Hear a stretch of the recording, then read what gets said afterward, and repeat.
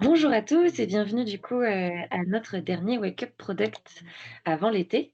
Je me présente, Béatrice Bira, je fais partie du collectif product de chez OnePoint, et j'organise, du coup ces événements. Pour ceux qui nous rejoignent pour la première fois, les Wake Up Product, ce sont des webinaires autour du product management qui ont lieu environ une fois par mois, sur lesquels on aborde diverses thématiques, passionnantes. Et aujourd'hui, on s'attaque à la vision produit et pour ce faire, j'ai le plaisir d'accueillir Julie Renaud et Mélanie Brunella pour parler de ce sujet que je laisserai se présenter juste après. Quelques petites formalités avant de démarrer. Afin de garantir la qualité de l'échange, nous invitons à couper du coup les caméras et les micros. En revanche, si vous avez des questions, le chat est disponible. Vous pouvez poser vos questions tout au long de la session dans le chat. Nous y répondrons en live si c'est possible. Sinon, dans tous les cas, nous avons une session de Q&A qui est prévue à la fin. Alors, il y a encore quelques personnes dans le chat. Alors, du coup, je vais vous laisser vous présenter, vous nous parler du jour. Peut-être je laisse d'abord Mélanie te présenter et après on passe la main à Julie. Oui, avec plaisir. Donc, Mélanie Brunella, je suis leader chez OnePoint au sein du collectif Product. Bonjour, et moi c'est Julie Renaud, donc je suis VP Product chez Pluxee et je suis en charge d'une plateforme d'avantages aux salariés, donc qui peut prendre la forme de carte cadeau, de carte restaurant, et, euh, et qui recouvre plusieurs touchpoints, et donc est déployée dans plusieurs pays. En général, ça prend la forme de trois types de touchpoints: des sites web qui sont plutôt à destination des ressources humaines qui allouent et qui gèrent ces avantages aux salariés, des apps mobiles qui sont plutôt à destination des employés qui bénéficient de ces avantages, et d'autres sites web aussi plus à destination de nos commerçants affiliés qui acceptent ces avantages.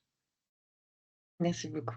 Et Et du puis, coup, il y a aujourd'hui, juste en termes de volume, donc on a à peu près une dizaine de squads sur cette plateforme, et donc, ouais, c'est ça, une dizaine de squads et une dizaine de PMPO associés. merci beaucoup. Du coup, je suis ravie de vous accueillir aujourd'hui pour parler de la vision produit et comment aligner du coup vos parties prenantes sur une vision produit commune. Et je vais laisser la main du coup à Mélanie pour la suite. Avec plaisir. Et puis, du coup, l'idée, c'est que ce soit un échange entre Julie et moi. Et puis, si vous avez des questions, n'hésitez pas à les poser dans le chat. Et puis, on a un temps dédié à la fin pour y répondre. Mais donc, pour commencer, Julie, sur cette thématique du jour qui est la vision produit partagée, on sait que les défis ne sont pas les mêmes d'une organisation à l'autre. Et ma première question pour toi, c'est quels étaient les tiens? Comment est-ce qu'ils impactaient la performance de ton produit, de ton orga, voire plus largement? Donc, moi, j'ai rejoint Pluxee il y a 2 ans et demi, et c'était dans le cadre d'une création de poste. Parce que historiquement, Pluxee est une entreprise très, très décentralisée dans chaque pays. Et donc, en fait, cette plateforme, c'était les équipes produits de chaque pays, les équipes marketing et produits de chaque pays qui interagissaient directement avec les équipes de dev pour faire évoluer cette plateforme. Donc, mon contexte de départ, du coup, c'est que comme il n'y avait personne pour coordonner de façon transverse cette plateforme, on en était arrivé à avoir de plus en plus de spécificités pays. Et on avait même, pour vous donner un ordre de grandeur, environ 70% de la capacité de développement de nos squads qui étaient alloués à des demandes spécifiques pour chacun de ces pays. Donc déjà peu de synergie et entre les demandes. Et aussi, on était rentré du coup dans un cercle un petit peu vicieux où comme on était un peu toujours en retard parce qu'il n'y avait pas de mutualisation, il y avait sans arrêt une pression des pays pour rattraper un peu le marché et pousser de nouvelles features, des nouvelles évolutions. Et il n'y avait jamais de temps accordé à tout ce qui était un peu fondamentaux sur de la maintenance technique ou de la correction de bugs. Et on rencontrait de plus en plus de problèmes de stabilité. Donc c'est un peu dans ce contexte-là que j'ai rejoint Pluxee. D'accord. Et du coup, pour faire face à ces difficultés ou ces défis, et j'imagine que ça parle à un certain nombre d'entre nous, quelles sont les premières actions ou les principales actions que tu as lancées? Eh ben, un des premiers points, c'est tout bête, mais ça a été de créer un backlog commun entre tous les pays. Mmh. Parce que quand je suis arrivée, donc comme il y avait des squads aussi, beaucoup de squads par pays, ce qui était très facile pour eux, parce que du coup, ils étaient très autonomes pour prioriser, mais ils ne voyaient pas la vue, ils n'avaient pas la vue de ce que les autres demandaient. Et puis, on en est arrivé certaines fois, j'ai un exemple d'une feature, par exemple, qui a été développée 3 fois en triple par 3 pays différents, voilà, alors qu'on aurait pu éviter et le développer qu'une seule fois. Donc, ça a été vraiment créer cette backlog commune et visible de tous et compréhensible de tous. Ce qui voulait dire aussi en même temps avoir des méthodes de priorisation, puisque comme ils étaient obligés de partager la capacité avec les autres stakeholders, il fallait se mettre d'accord sur une méthode pour prioriser ensemble notre backlog. Donc ça a été le premier point. Le deuxième, ça a été essayer de mettre un template en place pour que les idées, et pour qu'on ait déjà un langage commun entre les pays et qu'on se comprenne un peu mieux et qu'on n'aille pas directement dans la solution. Parce j'avais noté qu'il y avait plusieurs cas, en fait, finalement, où des pays étaient arrivés avec des idées de features différentes. Mais finalement, le problème à la base était le même. J'ai un exemple en tête. Par exemple, c'était un besoin de donner des avantages de façon anonyme. Et puis, 2 pays sont arrivés avec une solution complètement différente, mais le besoin était le même. Donc, on a essayé de mettre en place un template pour collecter ces demandes. Et qu'ensuite, on essaie, si la demande intéressait, le besoin intéressait plusieurs pays, de résoudre de la même façon ce besoin. Donc ça a été un deuxième levier d'action qui a bien fonctionné. Et après, donc, comme je vous indiquais au début, donc on avait pas mal de problèmes de stabilité, vu qu'on avait pas mal on rentrait dans ce cercle vicieux de course à la feature. Et donc, ce qu'on a décidé dans ce cadre-là, et on avait tellement de problèmes en fait de prédictabilité que finalement que ça a été assez facile à pousser à nos stakeholders, c'est de réserver 50% de notre CAPA par quarter. Donc, on travaille, on suit le framework SAFe chez Pluxee. Donc on fait vraiment des plannings tous les trimestres.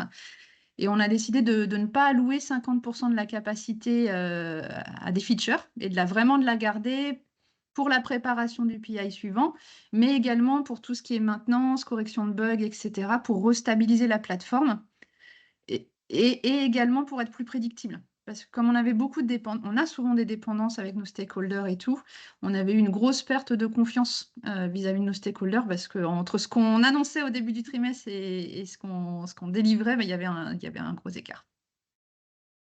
D'accord. Et comment tu as pu accoster ça avec le process budgétaire qui, j'imagine, est plutôt à N-1 dans ton contexte? Ou ouais, ça s'est fait facilement ou il a fallu un peu tordre les process? Pour la capacité, tu veux Oui, dire, Mélanie? oui. Alors, le process budgétaire, en fait, on le fait plutôt en début d'année. Et en fait, c'est alloué par initiative très high level. Mmh. Et on se réserve un pourcentage sur de la maintenance. Euh, Après, la première année, ça a été assez finalement facile à passer, encore une fois, parce qu'on avait des telles dérives par rapport à ce qu'on annonçait en début d'année versus ce que les gens livraient, et notre management et nos stakeholders préféraient qu'on soit plus conservateur, mais qu'on livre ce qu'on annonce. D'accord. Et donc là, j'imagine que tu as un peu de recul maintenant sur, ces, 3 actions dont tu nous as parlé. Donc, le backlog commun, le template et puis, réserver 50% de la capacité. Et quels enseignements t'en retires? Qu'est-ce que tu as eu comme résultat? Et puis, ouais, quelles, bonnes pratiques basées sur ça tu pourrais partager? Alors, si je reste sur la capacité, c'est quelque chose que je recommanderais sans hésiter, Mmh. parce que en fait, finalement, avoir un produit qui fonctionne et être un minimum prédictible sur ce qu'on annonce, c'est vraiment clé et ça a vraiment bien fonctionné. Et la conséquence de ça aussi, c'est que je pense que ça a permis de regagner la confiance un peu des pays, donc qui sont nos stakeholders clés chez Pluxee. Et donc, du coup, aussi d'améliorer les relations et la confiance avec eux au quotidien. Donc ça, c'est vraiment un point clé. Et sur le backlog commun, Là, ça a vraiment bien fonctionné. Pour le contexte, les stakeholders étaient un peu inquiets au début, hein, puisqu'ils avaient leur squad qui leur était un peu dédié par stakeholder, etc. Donc, c'était un certain confort au début. Et donc, c'est là où il a fallu plutôt convaincre en disant, bon, bah, effectivement, vous n'aurez plus de capacité qui vous est dédiée par défaut et il va falloir nous prouver et prouver à vos autres stakeholders la valeur de votre demande pour qu'on la priorise, hein. Donc, c'est vraiment là où il y avait eu le plus de réticence. Mais je pense qu'on a pu mesurer à quel point on y gagnait en termes de mutualisation. Et en fait, on est passé, donc en un an, quand on est arrivé, on avait 70% de notre capacité de développement qui était liée à des demandes spécifiques pays.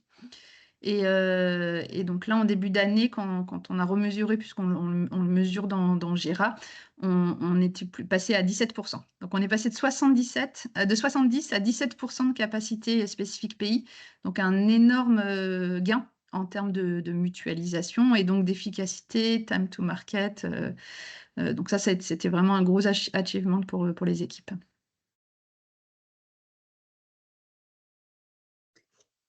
D'accord. Et sur la partie mise en place du 50% dédié, donc tu disais que ça avait permis de regagner la confiance Mm. des décideurs, mais tu as vu d'autres impacts? C'est vraiment sur la prédictabilité où on avait une très très mauvaise prédictabilité et on est revenu plus à des standards. Donc on n'est pas sur des standards encore très élevés, mais on est quand même à peu près, on livre à peu près maintenant 80% de ce qu'on commit. On en était très très très très loin Mmh. quand j'ai rejoint. D'accord. Et en termes de bonnes pratiques, sur, comment aborder ça ou, ouais, avoir, je sais pas, les bons process ou la bonne orga pour y aller, qu'est-ce que tu recommanderais? En termes de bonnes pratiques, donc je pense que quand on est passé donc sur une backlog multi-country et donc sur des squads un peu multi-stakeholders, Mmh mh. on a fait tous nos ateliers de nouvelle organisation avec nos stakeholders. On l'a pas fait uniquement en product et tech. Donc tous nos ateliers pour non seulement pour mettre en place ces nouvelles méthodes de travail et backlog, mais également la squad structure qui des fois dans certaines entreprises est plutôt product et tech.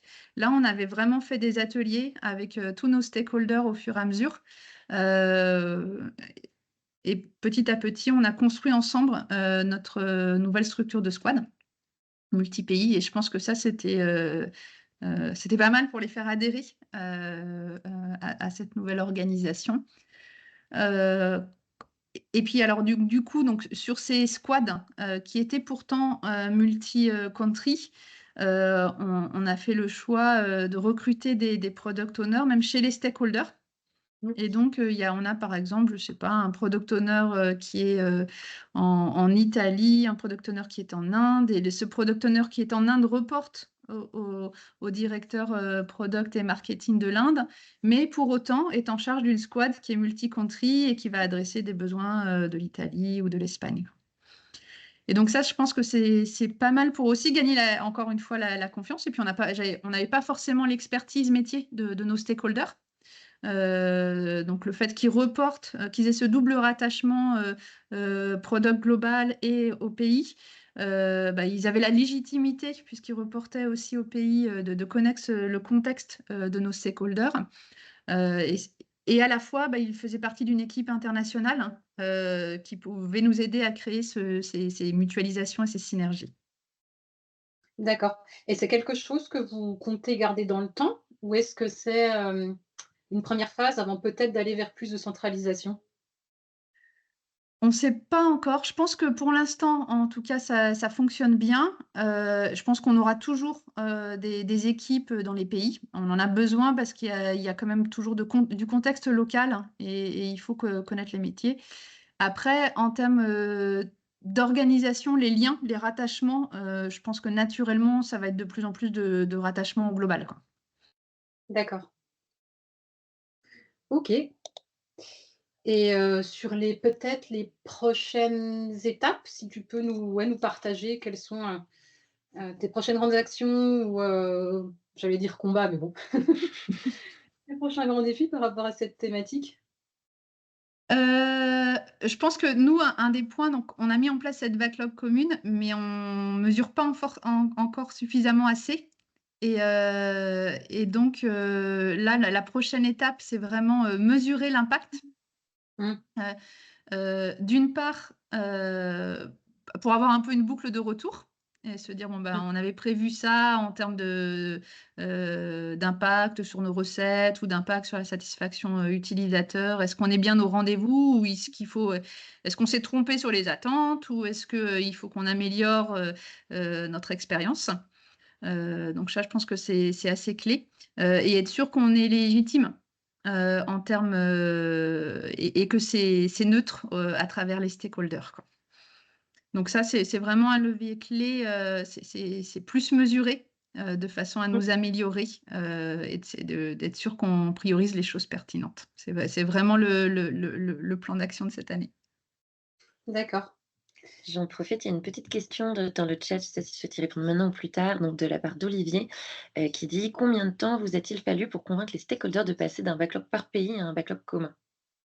Ça nous a pris à peu près, je dirais, en fait, on s'est laissé un quarter, on s'est laissé un PI, pour pouvoir faire tous les ateliers, et sur ce PI-là, en fait, on a fait tous les ateliers et pour revoir la squat structure et aussi pour, tester différentes méthodes de priorisation, comment on va on est toujours sur voilà, comment on mesure l'impact versus l'effort, mais voilà, quelle pourrait être la formule et tout et partir sur un 1er jet de départ, auquel tout le monde adhère, quoi. Et moi, j'allais rajouter une question aussi, c'est finalement, est-ce que tu as eu, quand tu as mis en place ce backlog commun et puis, quand tu as cherché à avoir plus d'alignement, des pays plus champions, d'autres plus réfractaires? Est-ce que tu as pu t'appuyer plus sur certains? Heu, ou est-ce qu'ils étaient un peu tous, dans la même dynamique? Alors non, ils étaient pas forcément tous dans la même dynamique, et notamment, bah, il y avait des pays qui étaient depuis longtemps sur la plateforme et d'autres qui étaient en cours de déploiement. Et donc ça générait, bah, quand on est passé donc sur ce backlog commun et ces squads communes, ça générait de l'inquiétude pour les pays qui étaient depuis longtemps sur la plateforme. Mmh. Parce qu'ils se disaient: «Bon, bah, OK, tous les efforts, vont passer sur, les pays qu'on doit déployer, à adapter la plateforme, pour déployer un maximum de pays et on aura peu de capacité, pour continuer à évoluer pour ceux qui étaient depuis longtemps sur la plateforme». Donc le contexte était un petit peu différent. Après, c'est là où justement, en fait, la mutualisation, on leur disait effectivement, un des gros focus, c'est déployer sur davantage de pays.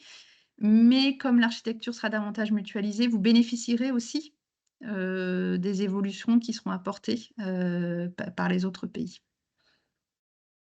D'accord. Je vois qu'on a une autre question et je pense que c'est un peu lié donc C'est ça, ouais. de Johan qui est en lien avec, je pense, la question justement sur la partie, switch de backlog. C'est quelles ont été les plus grandes frictions, les grands challenges sur ce changement? Alors les plus grandes frictions, les plus grands challenges, je pense que c'était qu'on changeait aussi alors, oui, parce que c'était un changement, donc on changeait toutes les équipes. On changeait également, une grosse partie des équipes de développement. Donc on n'avait pas on recrutait beaucoup de product owners, donc on n'avait ni la connaissance côté product, ni la connaissance côté tech, puisqu'il y avait il y avait un switch, de partenaires, tech également. C'était une transformation également sur, les ways of working, puisqu'on avait décidé avec ma counterpart tech d'adopter un framework, donc SAFe, mais il fallait former tous nos stakeholders, toutes nos équipes à ce framework-là. Donc, c'était pas seulement un changement d'organisation, mais c'était aussi des gros changements d'équipe, beaucoup de gens à onboarder, et beaucoup de gens à former en même moment. Et c'est vrai que ça a été épique, hein, notre premier PI event, on l'a fini à 2 heures du matin, la première soirée. Oui. On était tellement, voilà, perdus. Les gens, on avait fait des formations avant pour préparer les gens, et nos stakeholders, à ce à quoi ils devaient s'attendre. Mais voilà, une fois devant le programme board, comment gérer nos dépendances entre squads et cetera. La backlog était pas prête.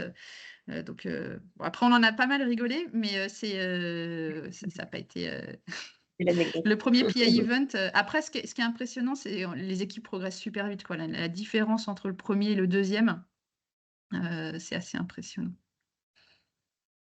Alors, on a une nouvelle question dans le chat de Nicolas, mais je propose de la garder pour juste après le Q&A, vu que c'est une nouvelle thématique. Merci beaucoup, Julien, pour ce retour d'expérience et puis pour avoir partagé tous ces enseignements et ces bonnes pratiques.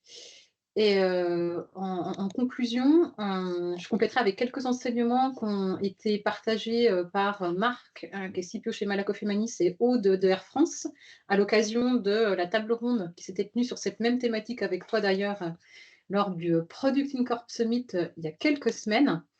Et donc, ce que partageait Marc, c'était lui, beaucoup de finalement communiquer, faire un peu de lobbying, de la pédagogie auprès des décideurs sur quelle est la place du produit, mais également ce qui a été fait, comment ça a été reçu par les clients, amener beaucoup d'insights.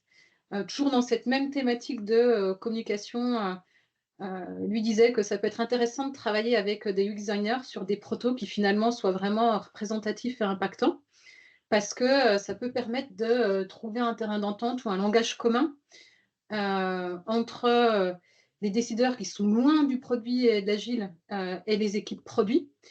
Il disait, les décideurs, le côté brouillon, ça peut les inquiéter. Donc, avoir un proto sur lequel on peut se projeter, ça aide à dialoguer.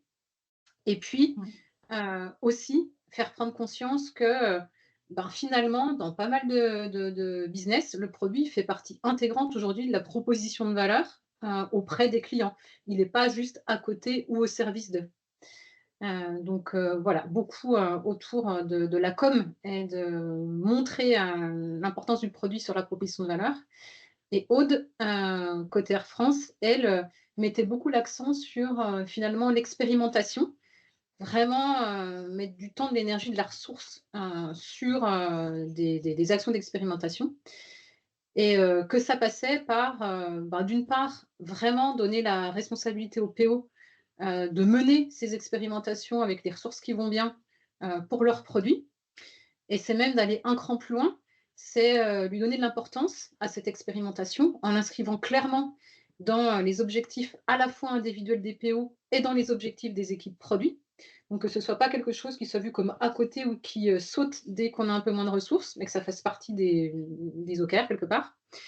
Et puis, en corollaire de ça, de la même manière, bien communiquer auprès des décideurs et l'ensemble des parties prenantes sur le ROI, quelque part, de l'expérimentation, qui n'est pas forcément évident à palper, et sur ce que ça apporte pour le produit, mais aussi pour l'impact que ça a sur le business.